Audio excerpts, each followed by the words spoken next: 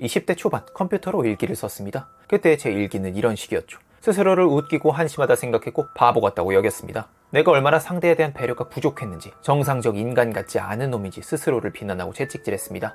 보통 사람들의 마음속에는 더 잘되라고 혼내는 목소리와 충분히 괜찮다며 돌봐주는 목소리, 이렇게 두 가지가 균형을 잡고 있습니다. 하지만 저에겐 혼내는 목소리뿐이었죠. 사실 제가 스스로를 혼낸 이유는 더 성격 좋은 사람이고 더 능력 있는 사람이 되고 더 매력적인 사람이 되어서 다른 사람들에게서 사랑받고 싶어서였습니다. 특히 그 당시 연애 상대나 썸 타는 상대에게 그 사랑을 듬뿍 받고 싶었고요. 하지만 제가 바라는 사랑은 상식적인 수준을 넘어선 정도였습니다. 어린 시절 부모님으로부터 사랑을 충분히 받지 못했다고 여겼었고 그 한을 연애 상대에게 전가했습니다. 그분들이 저에게 줄 수 있는 사랑이 100이었다면 저는 왜 1000을 주지 않느냐고 따지고 원망했어요. 결국 견디다 못한 상대들이 떠나가고 저는 더 맹렬히 스스로를 비난했습니다. 사랑하는 사람을 실망시키고 지치게 하고 상처를 줘서 결국 떠나가게 만든 못난 나였으니까요.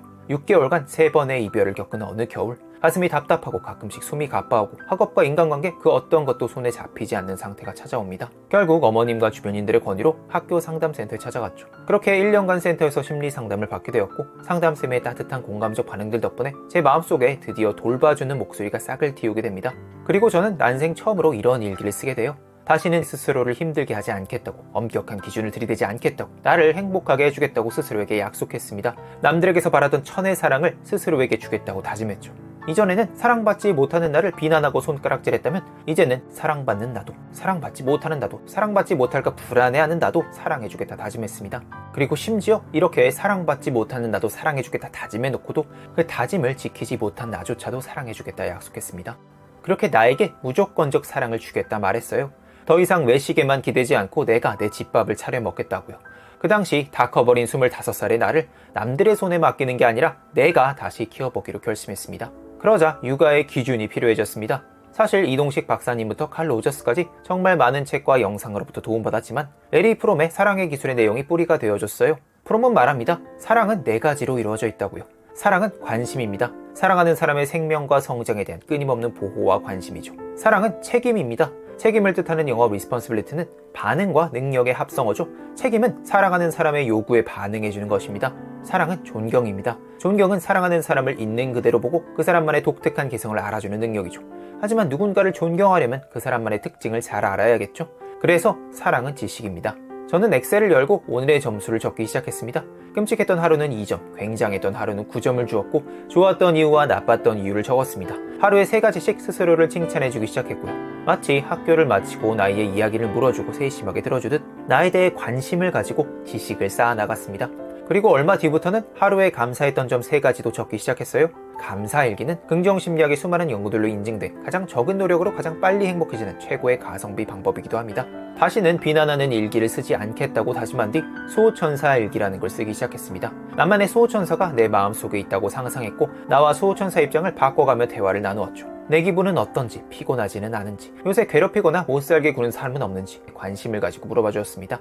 제가 1년 넘게 상담을 받고 대학원에서 심리학을 공부하며 배우게 된 건 다음 3가지 질문이었습니다. 1. 어떤 감정과 욕구가 있는지. 2. 어떤 두려움이 있는지. 3. 그 두려움이 정말 두려워할 만한 것인지. 이 질문들을 바탕으로 이렇게 감정표를 만들고 지금 내가 느끼는 감정은 뭔지, 어떤 욕구 때문에 이런 감정을 느끼는지, 왜 그 욕구를 실현시키지 못하고 있는지, 욕구대로 했을 때 닥쳐올 최악의 상황은 뭔지, 정말 그런 걱정이 현실적인지 물었습니다. 엑셀에 만트라 항목도 추가해서 제가 남들에게 듣고 싶었던 말들, 책에서 읽은 좋은 구절들, 내가 충분히 괜찮은 사람이고 잘하고 있다는 말들을 끊임없이 셀프 세뇌했습니다. 이 외에도 장단기 버킷리스트, 월별 기분 그래프 등 그렇게 약 5년간 매일같이 엑셀에 오늘의 점수를 적고 여러가지 마음 돌봄 습관들을 연습했습니다. 상비약이나 십자 드라이버가 없으면 일상생활 중 불편하고 애먹는 것처럼 마음에도 돌봐주는 기능이 갖춰져 있지 않으면 사실 큰 병이 아닐 수 있는데도 더 곪고 악화될 수 있죠. 그래서 이번에 제 경험을 바탕으로 종합 구급용품을 만들어봤습니다. 이름은 70일간의 마음일주이고요. 오늘의 점수, 칭찬일기, 감사일기, 감정일기, 최악의 상황과 긍정적 세뇌, 그리고 수호천사일기까지 한 번에 작성하실 수 있는 올인원 마음 돌봄 다이어리입니다. 시중에 다른 다이어리들과는 다르게 자세한 다이어리 작성 가이드와 샘플 페이지도 준비했고 현재 런칭 기념으로 한정 수량 20% 할인 중입니다. 총 70일간 사용하실 수 있고 튼튼하고 두꺼운 하드커버에 특수제본으로 180도 펼쳐지며 가름끈도 있어 편리합니다.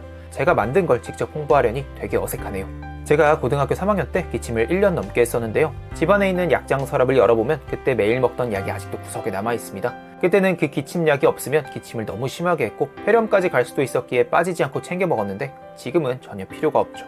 도구라는 것은 필요할 때 적재적소에 쓰고 문제가 해결되고 나면 나중에는 그걸 어디다 뒀는지도 모를 정도로 새까맣게 잊어버리게 됩니다. 이 영상을 보고 계신 여러분들, 그리고 제 다이어리와 함께 하실 분들도 마음 돌봄, 자존감, 감사일기 같은 단어를 완전히 잊어버리실 만큼 마음이 편해지셨으면 좋겠습니다.